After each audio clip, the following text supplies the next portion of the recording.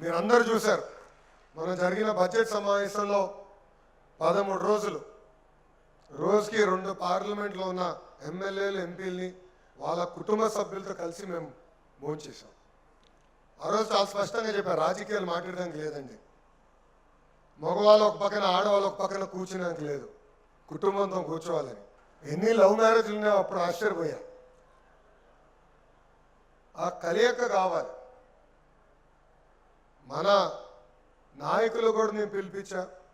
ముందల ఎమ్మెల్యేలు ఎంపీలు పార్లమెంట్ పార్టీ అధ్యక్షులు అందరూ నెలకొకరి ఇంట్లో కలవాలి, మమేక్యం అవ్వాలి.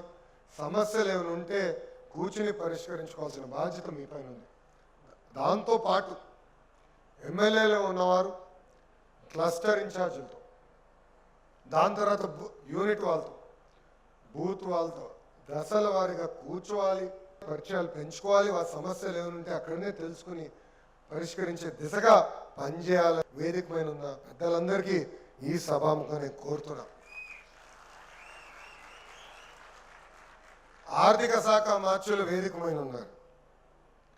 ఆయన ఎప్పుడు చూసినా దండం పెట్టి లక్ష్మీ అని పేరు ముద్దుగా పిలుస్తా. మీరు చూశారు చాలా టెన్షన్లో ఉంటాడు ఆయన. ఈరోజు ఆయన పుట్టినరోజు. ఆయన ఎంత ఇబ్బంది పడుతున్నారో మా అందరు తెలుసు. గత ప్రభుత్వం అప్పులు చేసుకుంటూ పోయింది, అభివృద్ధి చేయలేదు, పరిశ్రమలు తీసుకురాలేదు, అనేక ఇబ్బందులు ఉన్నాయి. అయినా కూడా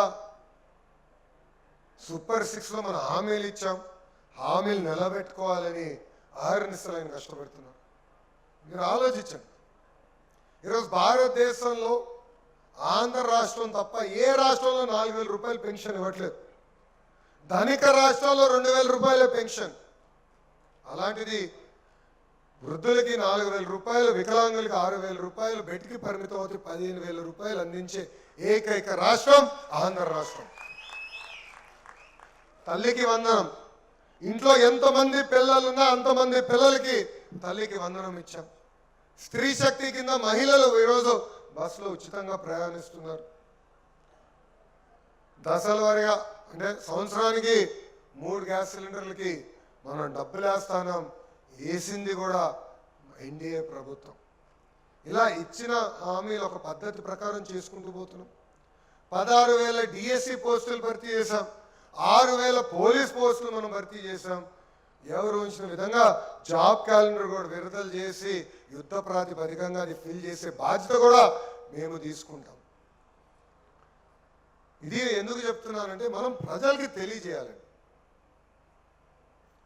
ఒక పక్కన పనులు చేసుకుంటూ పోతున్నాం, ఇంకో పక్కన మాట్లాడపోతే చెప్పుకోపోతే అన్యాయం చేసిన వారు మనం అవుతాం. ఎవరిని ఊహించారా అనంతపూర్ జిల్లాకి కారు తయారు చేసే పరిశ్రమ వస్తుందని? ఏనాడైనా మనం ఊహించామా? కియా తీసుకొచ్చాం. రేపు ఏకంగా కార్లే కాదు, ఫైటర్ జెట్లు కూడా మన గడ్డ పైన తయారు చేయించే బాధ్యత మనం తీసుకుంటున్నాం. అభివృద్ధి సంక్షేమం అనేది జోడెద్దుల బండి. ఈ రెండు కలిసికట్టుగా మన ముందర తీసుకెళ్తున్నాం. ఈరోజు కేంద్రంలో నరేంద్ర మోడీ గారు, రాష్ట్రంలో చంద్రబాబు నాయుడు గారు. ఇతర రాష్ట్రాల్లో నమో అంటే నరేంద్ర మోడీ, కానీ ఆంధ్ర రాష్ట్రంలో నమో అంటే నాయుడుజీ మోడీజీ జోడీ. ఈరోజు ఎన్డీఏలో మనం కీలకమైన పాత్ర వహిస్తున్నాం కనుకనే విశాఖ ఉక్కుని కాపాడుకున్నాం. విశాఖకి రైల్వే జోన్ తీసుకొచ్చాం. అమరావతి పనులు పరిగెత్తిస్తున్నాం. పోలవరం పూర్తి చేయబోతున్నాం. రాయలసీమకి ఏకంగా ఫైటర్ జెట్ తయారు చేస్తున్నాం. ఆ పరిశ్రమలు తీసుకొస్తున్నాం. కర్నూలులో హైకోర్టు బెంచ్ ఏర్పాటు చేయబోతున్నాం. ఇట్లా అనేక కేంద్రం పైన ఆధారపడిన విషయాలని ఒక్కొక్కటి పరిష్కరించుకుంటూ ముందరికెళ్తున్నాం. అంతేకాదు, ఇంకో పక్కన నాకు అన్న సమానమైన పవనన్న ఉన్నారు. నేను ఒకరోజు ఐ థింక్ ఇండియా టుడే కాన్క్లేవ్లో అనుకుంటా, కోయంబత్తూరులో మాట్లాడుతూ ఆయన అడిగాడు ఒక ప్రశ్న, 29 కూటమి గెలుస్తుందా అంటే ఎస్, నాకు ధీమా ఉంది, మేము కష్టపడుతున్నాం, సంక్షేమ అభివృద్ధి చేస్తున్నాం, 29 కూటమి గెలుస్తుందని చెప్పారు. అదే పవన్ అన్న వీడియో చూశాడు.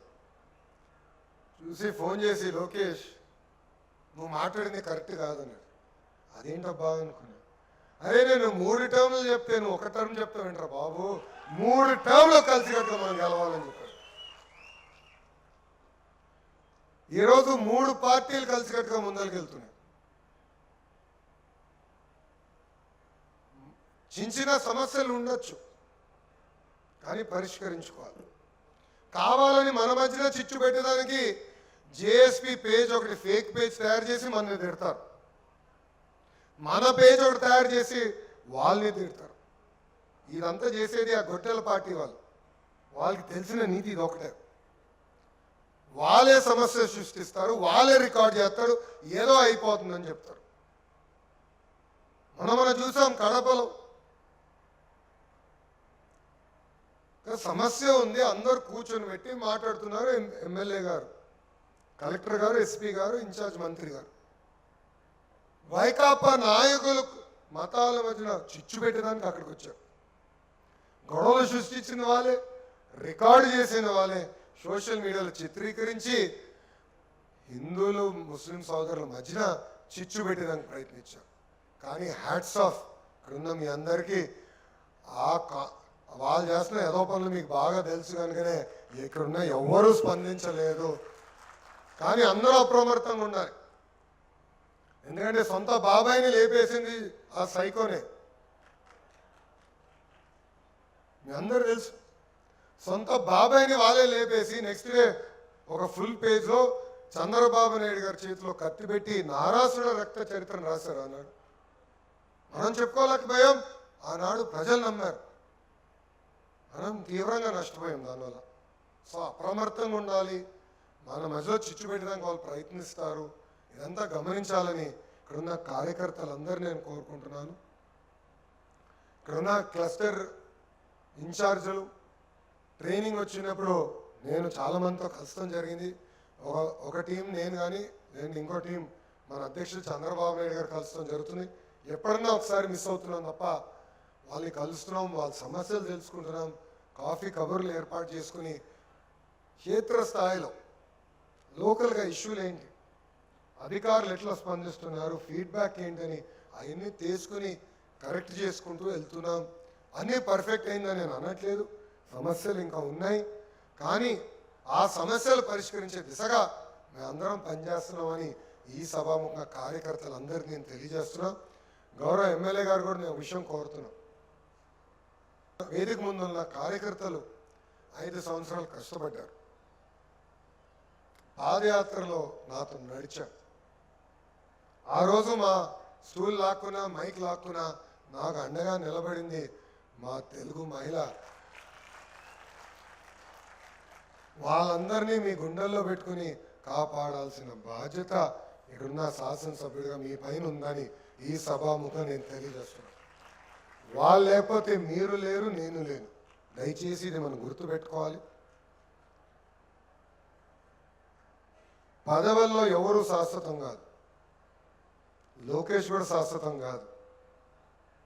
నేను తప్పులు చేసుకుంటా పోతే చంద్రబాబు నాయుడు గారు 3 నెలలు చూస్తాడు, 3 సార్లు చెప్తాడు, 4వ పదవి బీకేస్తాడు.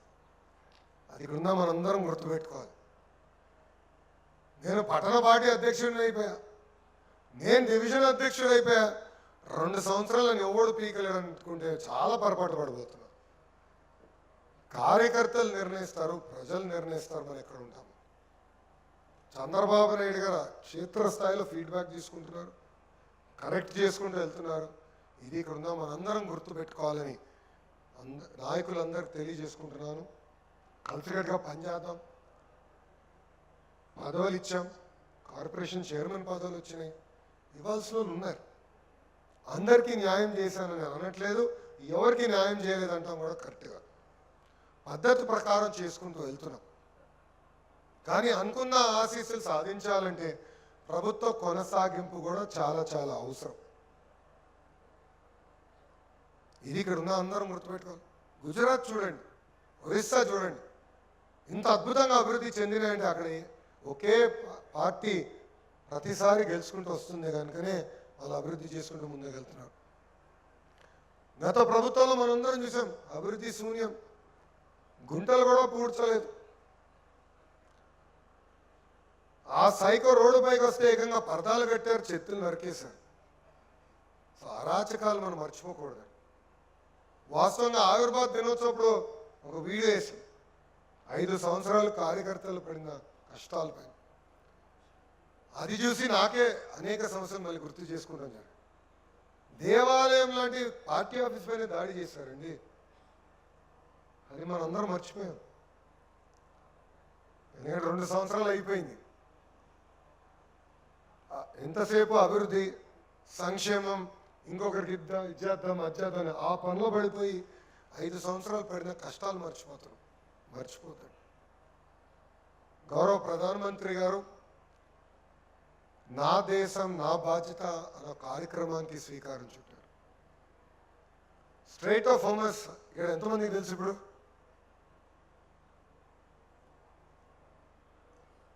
అమెరికాకి ఇరాన్ మధ్యలో యుద్ధం జరుగుతుంది, దాని గురించి ఎంతమందికి తెలుసు? అందరికీ తెలుసు. ఆ యుద్ధం వల్ల స్ట్రైట్ ఆఫ్ హోమస్ అని ఒక ప్రాంతం, పడవలన్నీ అక్కడి నుంచి వస్తాయి. క్రూడ్ ఆయిల్ అంటే పెట్రోలియం ప్రోడక్ట్స్ తీసుకొచ్చే షిప్లన్నీ అక్కడి నుంచే రావాలి. అది ఇరాన్ ఆపేసింది. అంతేకాదు రాబోయే రోజుల్లో షిప్ వెళ్ళాలంటే ఒకప్పుడు ఫ్రీగా ఉండేది, ఇప్పుడు వాళ్ళు ఛార్జ్ చేస్తారంటున్నారు. దానివల్ల అనేక ఇబ్బందులు ఎదుర్కొంటారు. ధరలు పెరిగినాయి, బంగారం ధరలు పెరిగినాయి, అన్నీ మనం చూసాం. గౌరవ ప్రధానమంత్రి గారు ఒక పిలుపిచ్చారు, నా దేశం నా బాధ్యత. 2 కార్లు వాడే వాళ్ళు 1 కారు వాడండి. అందుకే నేను ఇక్కడ 2 వాహనాల్లో వచ్చా. మంత్రులు కారు కూడా రాలే, నాది ఎక్కించుకుని వచ్చా, తీసుకొచ్చా ఇద్దరు. వాళ్ళ కారు కూడా రానిలా. ఎందుకంటే ప్రతి లీడర్ని మనం పొదుపు చేయాలి, ప్రతి లీడర్ చాలా ఇంపార్టెంట్, అది గుర్తుపెట్టుకోవాలి. బంగారం కొనుగోలు కూడా తగ్గించాలని ఎవరో ప్రధానమంత్రి గారు పిలిపించారు. వంటల్లో కూడా నూనె తగ్గిస్తే ఆరోగ్యానికి మంచిదని ప్రధానమంత్రి గారు పిలిపించారు, అది కరెక్టే. కనీసం 1 స్పూన్ అని తగ్గించాలి, కనీసం 1 స్పూన్ అయినా రోజు తగ్గించాలి, అది చాలా అవసరం. అట్లా ప్రధానమంత్రి గారు 7 అంశాలపైన పిలిపించారు. ఆ అంశాలతో మనం అనుసంధానం అవ్వాలి, ప్రజల్లో చైతన్యం తీసుకురావాలి. రాబోయే రోజులు ఒక ప్రభుత్వంగా అన్ని బాధ్యతలు తీసుకుంటాం. డోర్ టు డోర్ తిరిగి ప్రజల్లో చైతన్యం తీసుకురావాల్సిన బాధ్యత మనందరిపైన ఉంది. ఇది కేవలం భారతదేశానికి కాదు, సింగపూర్ అవ్వచ్చు, వియట్నాం అవ్వచ్చు, థాయిలాండ్ అవ్వచ్చు, ఆ దేశాల్లో కూడా వాళ్ళు కూడా ఇబ్బందులు పడుతున్నారు. సింగపూర్ ప్రధానమంత్రి గారు మనం మాట్లాడుతూ కూడా చాలా స్పష్టంగా చెప్పారు, స్ట్రైట్ ఆఫ్ హోమస్ తెలుసుకున్న తర్వాత కూడా కనీసం 1 సంవత్సరం మనం ఇబ్బంది పడిపోతున్నాం. సో పెద్దవారు ప్రధానమంత్రి గారు ముందు చూపుతో మనందరినీ అప్రమత్తం చేశారు. నా దేశం నా బాధ్యత అనే కార్యక్రమంలో మనందరూ భాగస్వామ్యం అవ్వాలి. ఆ కార్యక్రమం వివరాలు కూడా త్వరలో మీ అందరికీ తెలియజేస్తాం. ఎన్డీఏ ప్రభుత్వం ఏ కార్యక్రమం పిలిపించినా ప్రజల్ని గుండెల్లో పెట్టుకుని పిలిపిస్తుంది. రాబోయే సమస్యలు ముందు చూపుతో తెలుసుకుని పిలిపిస్తుంది. ఇది అందరం తెలుసుకోవాలని ఈ సభాముఖంగా మీ అందరికీ తెలియజేసుకుంటూ, నాడు నేడు ఎప్పుడూ మీకు అండగా నిలబడతా, మీకు అందుబాటులో ఉంటా. రేపు ఒక నిమిషమా, అది జైలు కొట్టించుకోవడానికి నేను రాలేదురా, నేను ఆగబా. ఈరోజు ఆర్డిటీకి వెళ్ళాను, ఆసుపత్రి చూసా, మాంచో గారిని కలిసా. ఎందుకంటే 2020 నుంచి ఆయన అనేక ఇబ్బందులు ఎదుర్కొంటున్నారు.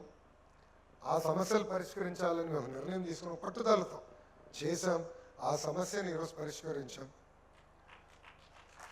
అందుకే ఆసుపత్రి చూసాక వెళ్ళాను.